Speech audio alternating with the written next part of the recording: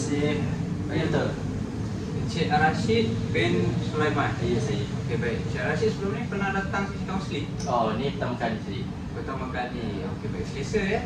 Saya. Saya ada sediakan sikit air dan juga tisu in case ada sesuatu berlaku ataupun encik haus. Okey, baik. Jadi encik pernah datang tak pernah? Tak pernah. Tak pernah. Baik. Memandangkan encik tak pernah datang sesi kaunseling. Okey. Baik, saya ingin jelaskan bahawa ini merupakan sesi kaunseling.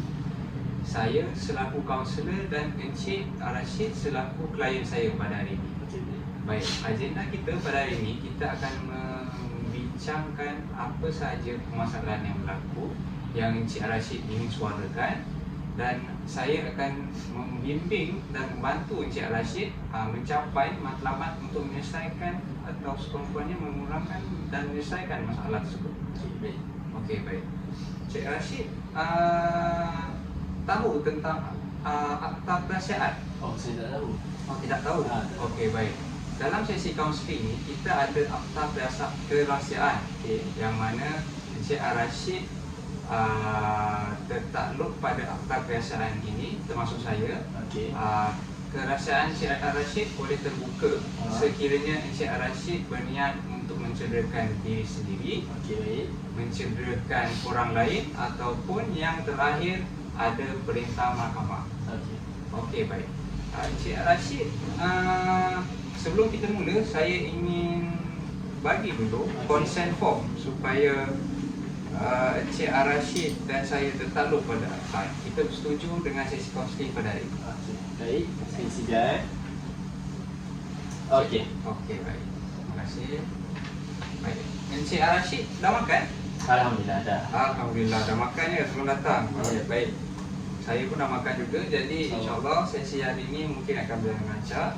Sekiranya sesi hari ini pada pandangan Encik Rashid dapat menyelesaikan masalah Encik Rashid, sesi ini boleh selesai pada hari ini juga. Okey. Jadi tak perlu ada lagi sesi yang kedua ataupun yang ketiga. Okey. Okey, baik. Sebelum kita mula, Encik Rashid boleh ceritakan latar belakang Encik Rashid? Saya kenalkan, nama saya Muhammad Rashid bin Sulaiman, berumur 24 tahun. Saya asal daripada Johor dan saya memiliki 6 orang adik-beradik. 6 orang adik-beradik. Ya, Wah, ramai juga ya adik-beradik Encik Rashid. Ya, betul. Baik, Encik Rashid anak yang keberapa? Saya anak yang terakhir. Anak yang terakhir. Oh, abang ada berapa orang? Abang saya ada 4 orang. Abang 4 orang. Baik, kakak seorang. Kakak seorang. Kakak seorang. Okey, baik. Encik Rashid adik yang terakhir bukan? Jadi Encik Rashid masih lagi belajar ataupun dah bekerja? Saya dah bekerja lah. Dah bekerja. Bekerja sebagai apa tu? Saya bekerja sebagai cikgu sekarang. Bekerja sebagai cikgu. Oh, okey. Cikgu sekolah mana tu? Saya sekolah kat area Selangor, tapi tempatnya saya dah rahsiakan dulu. Oh, okey. Sekolah di sekolah di Selangor. Ya, betul. Okey, baik. Baik. Apa tujuan Encik Rashid datang ke sini pada hari ini? Tujuan saya datang ke sini sebenarnya saya terlalu ketagih terhadap nikotin, iaitu isap rokok, isap vape. Oh, ketagihan nikotin. Ya, betul. Baik. Sejak bila ya Encik Rashid perasan yang Encik Rashid ni mula ketagihan nikotin? Saya perasan sejak dari zaman universiti lagi, nama diploma saya lagi. Oh, zaman diploma. Baik, zaman diploma tu tahun bila tu? Tahun 2017. 2017. Jadi lebih kurang dah 7 tahun Encik Rashid ketagihan nikotin ni. Ya, betul. Oh, satu jangka masa agak lama juga. Ya, betul. Baik, perasan tak Encik Rashid dalam keluarga ada yang mengambil nikotin, rokok ke, ambil vape ke, ada? Daripada mak ayah saya tak ada, tapi daripada abang-abang saya ada 2-3 orang yang mengambil isap rokok. Oh, okey. Baik, ingat tak pertama kali Encik Rashid ambil nikotin tu? Adakah daripada kawan-kawan ataupun curi-curi sendiri ke, ataupun abang bagi rokok sebatang ke? Oh tak. Saya ambil nikotin ni sendiri atas saya diri sendiri, tak ada pengaruh pada orang lain. Oh, okay, baik. Jadinya sehari dalam 7 tahun ambil nikotin ni, sehari agak-agak berapa gram cik ambil nikotin? Kalau rokok tu satu hari boleh kadang setengah kotak, ataupun kadang kalau saya stres saya full satu kotak tu habis. Kalau vape ke apa boleh, kalau disposable tu dalam seminggu pakai buang, pot pakai buang tu boleh seminggu je dah habis. Seminggu tu agak-agak berapa perbelanjaan Encik Rashid? Satu hari lah habis ya? Satu minggu. Satu minggu. Kalau pot campur rokok dua-dua saya ambil dalam 90 ke 100 juga. Banyak juga. Ya. Tapi Encik Rashid bekerja. Jadinya kalau sehari tak ambil rokok tu agak-agak macam mana Encik Rashid rasa? Saya akan start rasa gelisah, tak pun saya akan rasa gigil badan saya. Saya tak ambil. Jadi selain daripada nikotin, apa lagi ada alahan ke ataupun ketagihan terhadap benda lain ada tak? So far dua tu je lah saya ketagih, dan benda-benda yang terlarang lain sebab saya as penjawat awam saya tak boleh ambil benda tu dan saya tak pernah cuba pun. Saya tetap dengan rokok dan vaping saja. Okey, baik. Encik Rashid tadi mengatakan Encik Rashid merupakan seorang guru. Adakah Encik Rashid pernah mengambil nikotin ni di kawasan sekolah? Sejujurnya saya pernah masuk dalam tandas guru, itu biasa, dan saya juga dalam parking kereta. Kalau time rehat apa, saya pergi isap time dalam parking kereta je lah. Tapi sorok-sorok lah daripada murid-murid tak nampak. Bagus jugalah tak tunjuk di hadapan murid-murid. Ya, betul. Cikgu kena menunjukkan contoh yang baik di hadapan murid. Saya masih jaga, Alhamdulillah. Okey, baik. Jadinya dalam 7 tahun penggunaan nikotin ni banyaklah brand yang dah cuba ataupun hanya guna satu brand saja. Kalau saya ni jadi saya suka, kalau pot tu saya tukar macam-macam rasa, flavor. So saya tukar banyak sangat brand. Kalau rokok satu je. Rokok satu saja. Okey, baik. Contoh perasa yang cik suka apa je?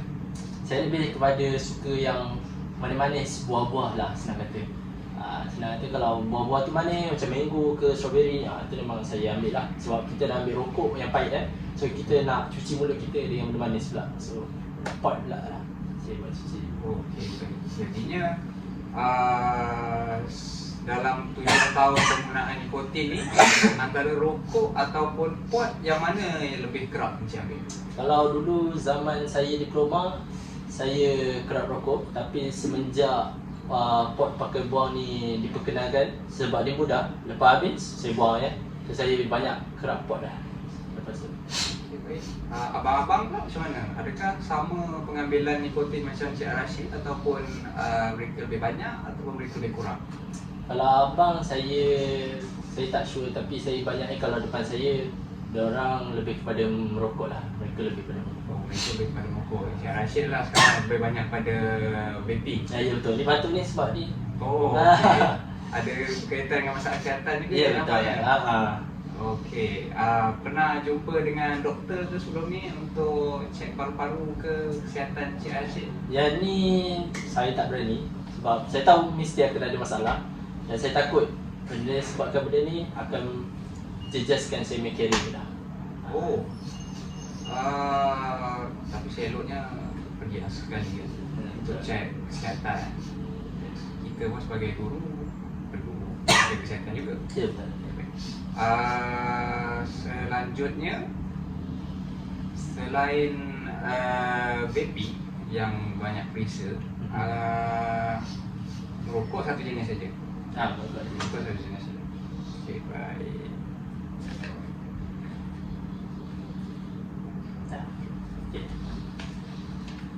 Boleh Bismillah.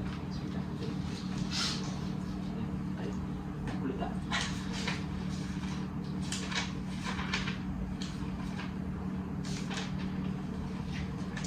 Okey Encik.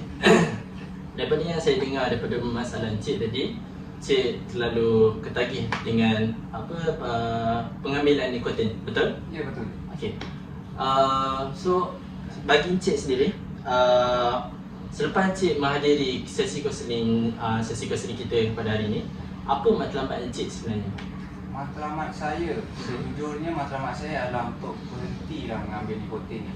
Sebabkan saya rasa ia memberi kesan mudarat pada diri saya sendiri dan juga orang sekeliling saya, family saya, rakan-rakan dan orang yang dekat lah. Okay. Lebihnya memang betul lah, memang Encik kata untuk lebih untuk jaga kesihatan diri, untuk diri sendiri dan juga orang lain juga ya, betul? Okey. Bagi Encik sendiri, adakah Encik rasa relevan matlamat Encik ni boleh dicapai? Mengikut pengalaman saya pernah beberapa kali cuba untuk berhenti. Tetapi bila saya, sebagai contoh, saya tak ambil nikotin untuk sehari. Okay. Saya rasa saya macam ada yang tak kena pada hari tu. Saya rasa macam hari saya kurang. Okay. Jadi saya rasa gelisah, macam tak menentu. Jadi saya terpaksa ambil semula nikotin itu.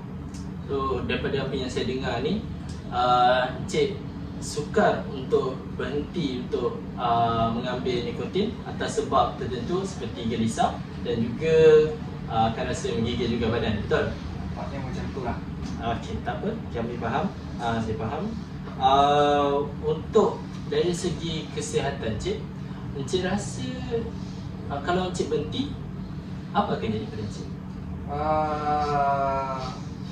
Berdasarkan pengalaman saya juga, sekiranya saya berhenti, saya rasa saya pening kepala, gelisah, tak lalu makan. Jadinya untuk elak perkara macam tu, saya rasa saya kena ambil juga nikotin setiap hari. Tapi kalau Encik berhenti akan lebih sihat, betul? Kalau cuba untuk berhenti, mengikut pandangan pakar kesihatan, sebetulnya berhentilah sebaiknya. So apa yang Encik bagi tadi ialah sesuatu keburukan lah kalau kita mengambil pengambilan nikotin, betul? Dan kalau kita tidak mengambil, dia akan lebih sihat. Okey, so saya ulang semula. So matlamat Encik sampai datang ke sini adalah untuk berhenti daripada pengambilan nikotin, betul Encik? Okey, kat sini saya akan cuba untuk merealisasikan matlamat Encik dengan bawakan satu teori, iaitu teori rasional ni, emotive behavioral therapy, iaitu REBT. So Encik boleh tengok, okay, REBT, betul Encik? Okey. Okey, untuk dalam teori ni kita ada 5 akronim, iaitu A untuk activity event, iaitu tentang perkara yang Encik rasa trigger tentang masalah Encik ni. Dan B ialah belief about event, iaitu kepercayaan yang Encik dapat lepas trigger. And then C, the emotional consequence.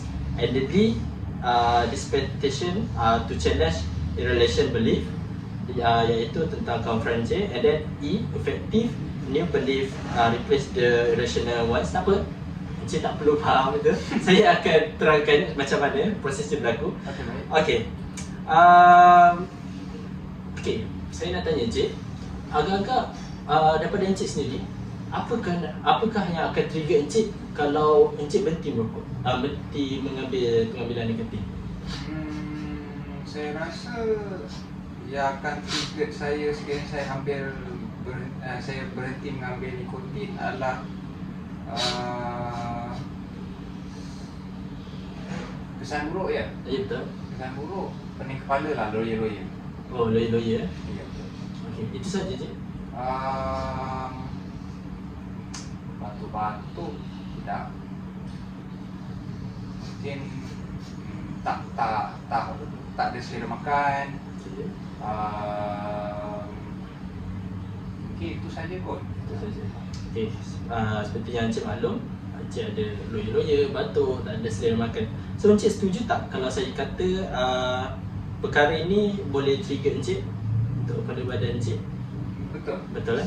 Okey, sebabkan perkara ini berlaku, kita dapat lihat kesan secara emosi ni, kita dapat lihat Encik Amir pun berasa gelisah, betul? Okey, dan rasa tak tentu arah bila kita tak dapat nikotin tu, betul? Ya, betul. Okey, Encik Amir rasa lagi apa kesan terhadap emosi Encik lagi kalau Encik tak dapat pengambilan nikotin tu? Mungkin saya rasa sedikit murung Okey. disebabkan tak dapat mengambil nikotin. Sedih sedikit lah, kerana kurangnya sesuatu dalam kehidupan tu. Jadinya kebanyakan adalah murung sedikit dan sedih lah. Okey, kita nampak bila Encik maklumkan daripada awal tadi iaitu ada perasaan gelisah, dan sekarang Encik maklumkan ada perasaan murung, betul? Betul. Okey. Apakah option yang diberikan oleh Encik Amir sendiri untuk berhenti pengambilan nikotin? Mungkin pada pandangan saya dari segi mengahadkan kewangan mingguan untuk pembelian nikotin ni. Sebagai contoh, selalunya saya beli rokok ataupun vape seminggu 100, jadi kurangkan kepada 50. Jadi kita kurangkan kuantiti pembelian secara tidak langsung. Ini juga akan mengurangkan kadar pengambilan saya. Okey, maksudnya Encik lebih kepada untuk berhenti slow-slow dulu, dan insyaAllah kemudian hari akan cuba untuk berhenti merokok, betul? Ya, betul. Okey, faham. So kalau Encik boleh berhenti merokok, apa akan jadi? Dan kalau Encik teruskan merokok, apa akan jadi kat Encik? Dari segi kejayaan Encik ke, dari segi kesihatan? Dari segi kejayaan mungkin ia akan melibatkan sedikit kurang senang terhadap saya punya rakan-rakan guru juga disebabkan bau rokok. Pada anak murid juga, mereka akan menimbulkan perspektif yang tidak baik lah kepada guru mereka ni. Sebabkan guru pun ambil rokok, jadi anak murid pun mungkin akan satu hari tertarik untuk cuba. Jadi saya tak nak perkara itu berlaku. Daripada segi kesihatan saya juga ialah merokok dan juga mengambil nikotin ni membahayakan kesihatan, membahayakan paru-paru saya. Jadi memang saya berniat untuk berhenti, tapi disebabkan saya tak boleh nak berhenti secara sepenuhnya, saya telah cuba untuk ambil inisiatif untuk berhenti secara perlahan-lahan. Okey, faham. So kalau Encik ulas tadi kita dapat lihat daripada karier, daripada environment bersama dengan cikgu-cikgu akan kurang selesa, dan bersama anak murid akan kurang selesa, dan Encik pun ada inisiatif untuk cuba berhenti. Okey, silakan Encik. Terima kasih. Okey, tak apa, sama-sama. Dan Encik juga ada katanya cuba untuk berhenti dan kurangkan dari segi pengambilan itu sendiri, betul? Betul. Okey, dalam daripada keputusan yang Encik buat daripada datang sini, dan Encik juga telah maklumkan masalah Encik, apakah yang buat Encik dilema untuk buat keputusan untuk berhenti ataupun tidak berhenti dengan ambil nikotin ini? Dilema sebenarnya disebabkan pertama, nikotin tu pada saya memberi saya tenaga lah. Tapi mungkin secara pandangan pakar kesihatan mengatakan itu hanya emosi saja. Tapi mungkin saya ulang balik. Daripada keputusan Encik ni, apa yang membuatkan Encik dilema daripada untuk datang ke sini dan untuk berhenti merokok, untuk berhenti mengambil nikotin? Dilemanya ialah sebenarnya saya kata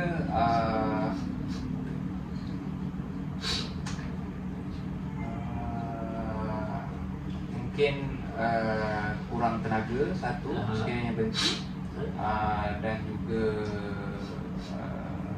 satu, saya membazirkan banyak duit pada rokok tersebut. Jadi saya dalam dilema lah.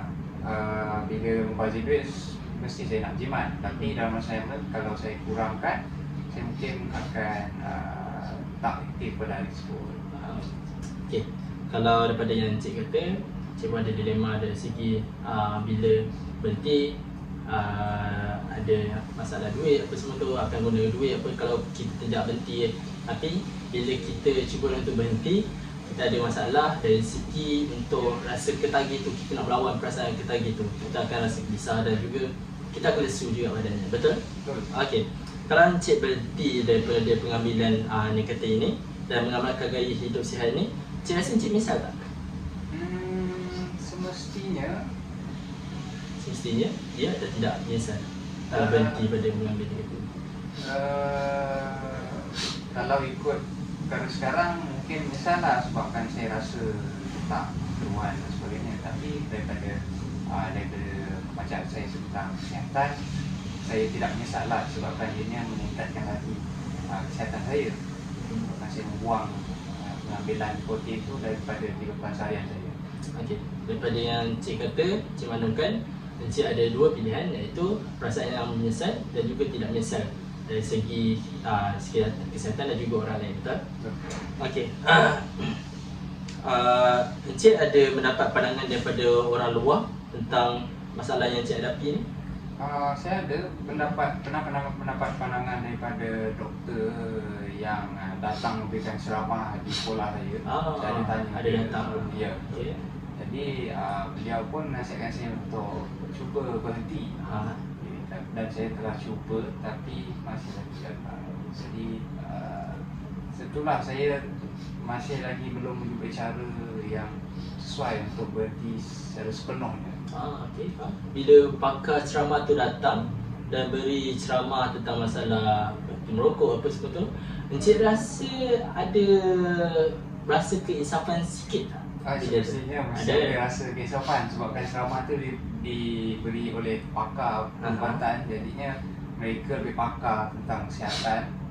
Jadi ada timbul sedikit keinsafan yang dia tunjukkan slide gambar paru-paru kita, gambar orang yang tua yang tak aktif sebabkan pengambilan nikotin. Jadinya agak insaf juga lah. Saya boleh kata Encik setuju dengan mendengar pandangan daripada orang luar juga dapat memberi keinsapan pada Encik untuk menyelesaikan masalah Encik, betul? Ya. So kalau daripada yang saya tengok pada Encik terangkan tadi, saya teliti dan kaji dan Encik nampaknya tahu tentang masalah Encik dan Encik ada matlamat yang Encik ingin capai dalam sesi kaunseling ini, iaitu berhenti daripada pengambilan nikotin, betul? Betul. Okey, saya rasa saya dah dapat Encik dapat menyelesaikan masalah Encik hadapi. Kalau Encik setuju, kita boleh tangguhkan kita punya sesi ini selepas mendapat keputusan Encik. Okey, boleh, tak ada masalah. Saya pun ingin tahu juga cara-cara untuk saya dapatkan cara mengurangkan kadar nikotin ataupun menghentikan terus ambil nikotin. Okey, baik. InsyaAllah kalau kita berkelampangan, kita akan jumpa daripada untuk sesi yang akan datang. Baik, kita tangguhkan sesi ini kepada sesi yang akan datang. Terima kasih Encik. Sama-sama Encik. Assalamualaikum. Assalamualaikum.